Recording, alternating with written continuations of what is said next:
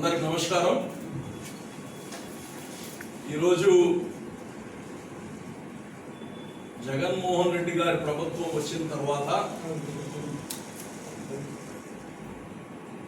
ప్రజలపైన కొత్త భారం, ఆస్తి పన్నుల భారము, చెత్త పన్ను.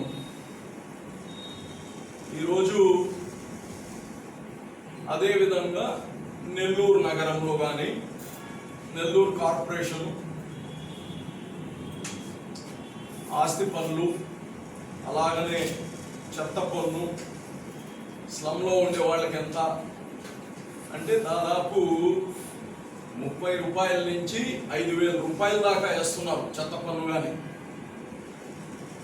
నేను అడుగుతున్నాను, మామూలుగా పన్నులు వేయాలి, పన్నులు వేయకపోతే ప్రజలు సర్వీస్ చేయలేరు, సెల్ఫ్ గవర్నమెంట్స్ కాబట్టి ఇవన్నీ. అయితే ఎప్పుడు పన్నులు వేస్తారు, ఎప్పుడు పన్నులు వేయాలి? ఈరోజు రాష్ట్రం మొత్తం కానీ దేశం పక్కన పెట్టేస్తే మన రాష్ట్రంలో కరోనా వచ్చిన తర్వాత కొన్ని న్యాచురల్గా దేశంలో జరిగినట్టు మనకు కానీ అందరికీ ఇబ్బందులు జరిగాయి, అందరికి ఆర్థిక వనరులు పోయాయి, వ్యాపారాలు చేసేవాళ్ళు వ్యాపారాలు చేసుకోలేదు, చిరు వ్యాపారస్తులు రోడ్డు పైన పడారు, కార్మికుల్ని రోడ్డు పైన వేశారు. కొన్ని ముఖ్యమంత్రి గారు చేసిన పనుల వల్ల కొంతమందికి భోజనం లేకుండా పోయింది, కరోనాకు ముందే పోయింది, ఇసుక పాలసీ అని తెచ్చి. ఇన్ని సంక్షోభాల మధ్య మీరు కరోనాలో ఉండే వాళ్ళకి కనీసం 100 రూపాయలు ఇచ్చి ఆదుకోలేని పరిస్థితిలో ఈ ప్రభుత్వం. పస్తులు ఉండే వాళ్ళ పరిస్థితి ఏంటి? భవనం లేదు, అందరికి కానీ చెత్త పన్ను వేస్తున్నారు, అందరికి కానీ ఇంటి పన్ను వేస్తున్నారు, అందరికి నీళ్లు పన్ను పెడుతున్నారు, టాయిలెట్ షీట్ ఉండేవాడికి పన్ను వేస్తున్నాం. ఈరోజు మీరు ఏమి ఉద్ధరించాలని పన్నులు వేస్తున్నారు? గత ప్రభుత్వంలో నేను మేయర్గా ఉన్నప్పుడు ₹1 పన్ను పెంచలేదు.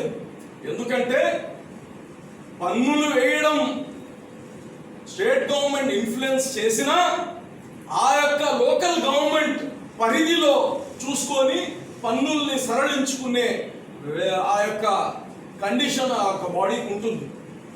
అయితే మేము కోరేది ఒకటే, నెల్లూరు నగరంలో మేము ఉన్నప్పుడు చేసిన అభివృద్ధి పనులు కాకుండా ఈ ప్రభుత్వం వచ్చి ఇప్పటికి 2 సంవత్సరాలు 3 నెలలు అయింది. నేను అడుగుతున్నాను, నెల్లూరు ప్రజలకు కానీ అడుగుతున్నా, సిమెంట్ రోడ్లు మీ ఇంటి ముందు ఎండ్ టు ఎండ్ వేసింది ఎవరు? చంద్రబాబు నాయుడు గారు ప్రభుత్వంలో వేసామా? మంత్రి నారాయణ ఉన్నప్పుడు వేసామా? మేయర్గా నేను ఉన్నప్పుడు వేసామా? ఎవరు వేశారు? నెల్లూరు నగరానికి పార్కులు, 100కు పైన పార్కులు, చరిత్రలో ఎప్పుడు కానీ మనకు 1-2 పార్కులు, అక్కడికి మనం పోలేని భార్యాబిడ్డలతో పోలేని పరిస్థితుల్లో ఉండే పార్కులు ఉన్నాయి. దాన్ని కానీ ఈరోజు అన్నింటినీ రెనోవేట్ చేసి ప్రజలందరూ ఆహ్లాదకరంగా ఉండే పనులు ఎవరు చేశారు? మీకు ఏ అర్హత ఉందని వేస్తున్నారు మీరు ట్యాక్సెస్? 11,100 కోట్ల రూపాయలతో అండర్ గ్రౌండ్ డ్రైనేజ్ తెచ్చాము, మంచినీటి వ్యవస్థ తీసుకొని వచ్చాము. 90% పూర్తి చేస్తే వీళ్ళు వచ్చి ఆ 10% 3 నెలల్లో పూర్తి అయ్యేది. ఇప్పటికి 2.5 సంవత్సరం వస్తా ఉంటే పూర్తి చేయలేదంటే వీళ్ళకన్నా ఎవరైనా షాడిస్ట్ వాళ్ళు ఉంటారా? ఒక్కసారి అర్థం చేసుకోండి. మతాలు కులాలకు అతీతంగా ఏ పండుగ వచ్చినా చేశాం. హిందూస్ పండుగలు వస్తే పెద్దల పండుగ చేశాం, శ్మశానాలు బాగా చేశాం, మన రాజరాజేశ్వరి టెంపుల్ బాగా చేశాం, రొట్టెల పండుగ చేశాం, క్రైస్తవుల క్రిస్మస్ చేశాం. ప్రజల్ని సంతోషంగా చేయకపోయాం. ప్రజల్ని సంతోషంగా పెట్టడమే గత ప్రభుత్వం లక్ష్యం ఉండింది. మేము హ్యాపీ సండే అని ఒకటి పెడితే అంటే ఇది ప్రపంచం మొత్తం జరుగుతుండే ఒక ప్రక్రియ. ఇది హ్యాపీ సండే అంటే సోషలిజం, అందరూ కలిసి ఆ కాలనీ దగ్గర అందరు గెట్ టుగెదర్ అయ్యే ఒక ప్రక్రియని స్టార్ట్ చేస్తే ఎక్కిరించారు ఈ యొక్క ఎమ్మెల్యేలు, ఎక్కిరించారు. హ్యాపీ సండే అంట, డాన్స్ చేస్తారంట. ఈరోజు మీరు తాండవం వేపిస్తున్నారు ప్రజల చేత. తాండవం రోడ్లో వచ్చి ఏడుస్తున్నారు. మీకు ఇది సంతోషంగా ఉంది, ఇది మీ హ్యాపీ సండే. ఇప్పుడు సండే మండే లేదు, 24/7 వారానికి 7 రోజులు ఏడిపిస్తున్నారు మీరు. మేము ఒక్క రోజన్నా సంతోషంగా ఉండేది ప్రయత్నించాం. మీరు వారానికి 7 రోజులు ఏడిపిస్తా ఉన్నారు. కరోనా వస్తే మీరు దాన్ని అదుపు చేయలేకపోయారు. మేము అడుగుతున్నాము, వేస్ట్ టు ఎనర్జీ ఫ్యాక్టరీ తెచ్చాము, చెత్త నుంచి కరెంటు ఉత్పత్తి చేయడానికి. దాని అన్ని శాంక్షన్ చేశాం. ఏమైంది అది? మన నెల్లూరులో వచ్చే చెత్త, చుట్టుపక్కల మున్సిపాలిటీస్ నుంచి వచ్చే చెత్తని కానీ అక్కడ తీసుకొని వచ్చి ఆ చెత్త నుంచి కరెంట్ ఉత్పత్తి చేసి ప్రజలకి, కార్పొరేషన్లకి, మున్సిపాలిటీలకు వాడుకోవచ్చనే ఆలోచనతో తీసుకొచ్చిన ఫ్యాక్టరీ ఏమైంది? ఏమి ఇంతకుముందు డోర్ టు డోర్ కలెక్షన్ చేయలేదా? మనుషులు ఉన్నారు కదా వాళ్ళే ఇప్పుడు.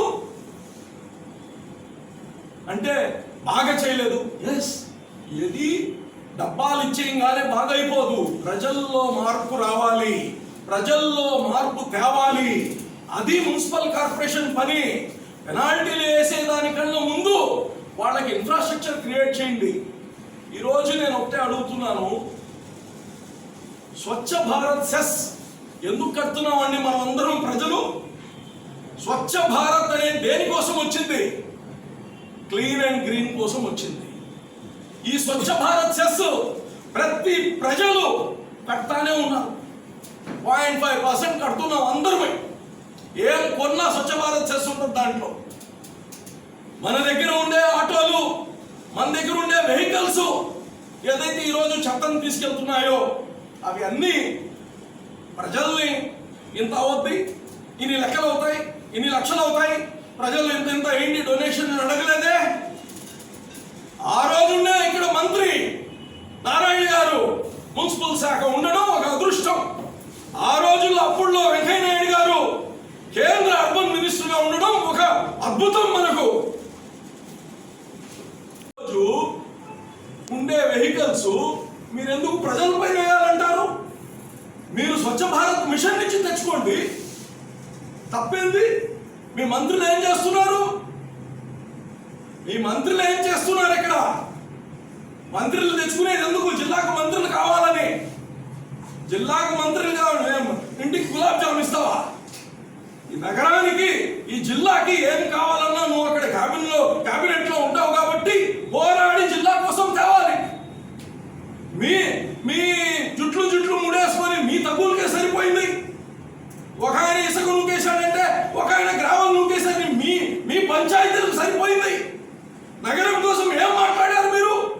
జిల్లా కోసం ఏం మాట్లాడారు? ఏం తెచ్చారు? ఏం తేలేదు. ఇప్పుడు ఈ 3వ పంచాయతీ.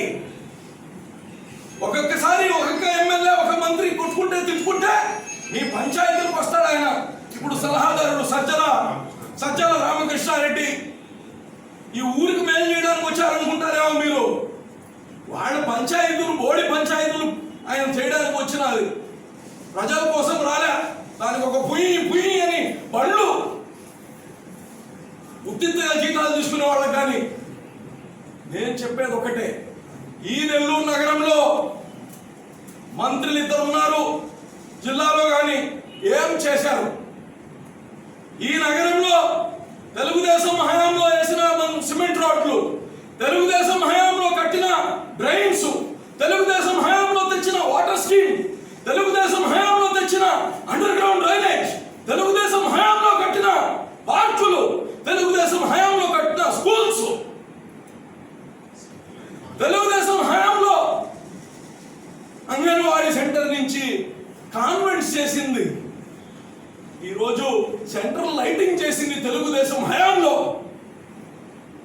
ఎల్ఈడి లైట్లు 30,000 ఎల్ఈడి లైట్లు తెలుగుదేశం హయాంలో మీరు ఏం క్యాపిటల్ ఎక్స్పెండిచర్ చేశారు?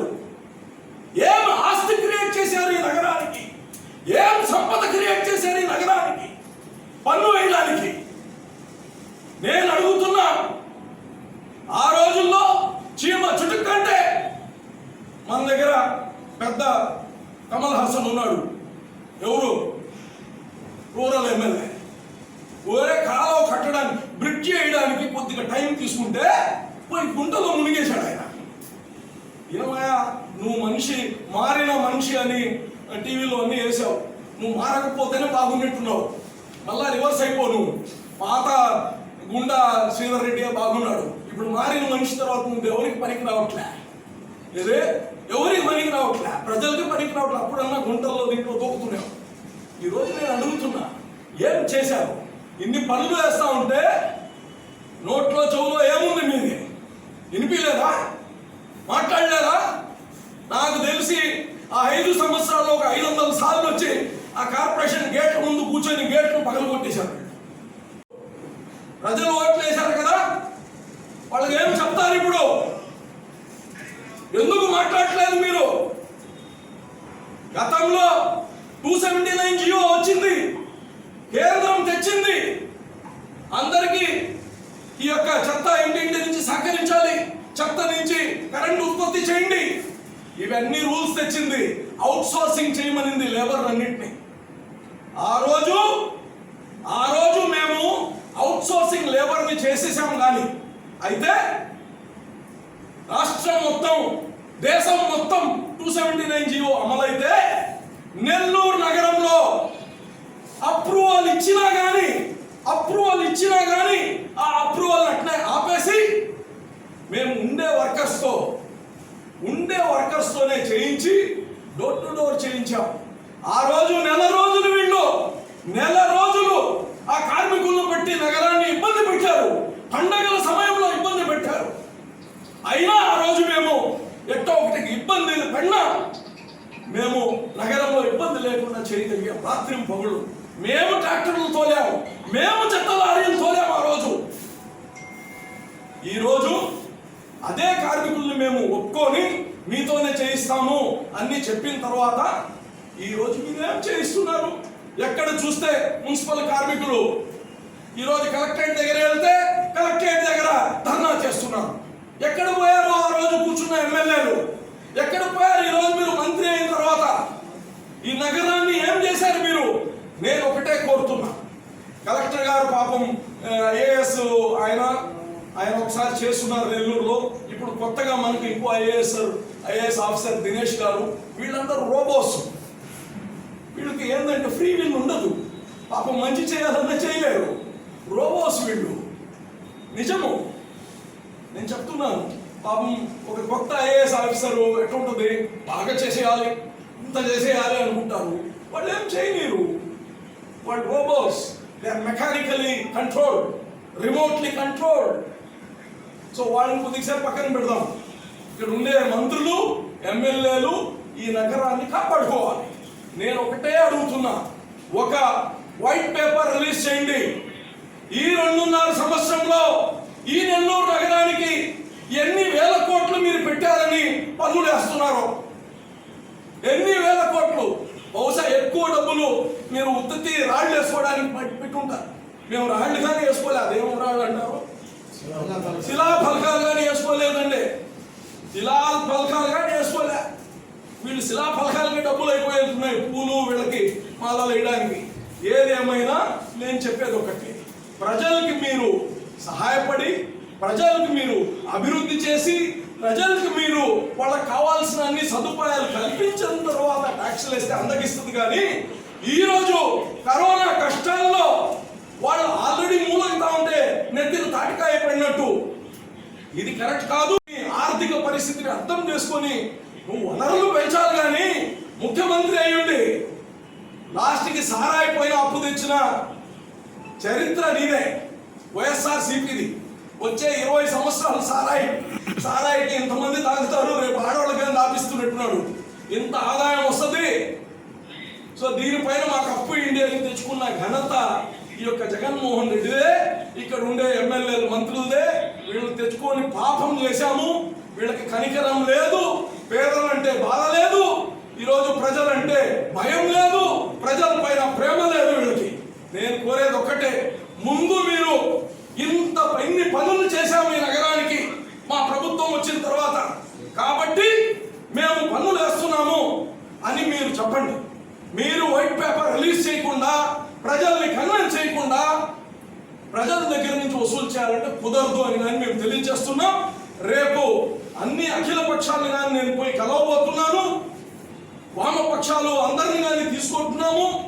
అందరం కలిసి ఈ నగరంని రక్షించడానికి, నగర ప్రజల్ని కాపాడడానికి మేము దీన్ని వాళ్ళపైన ఇంకా నుంచి మేము కంటిన్యూస్ గా ఫైట్ చేస్తామని తెలియజేస్తాం.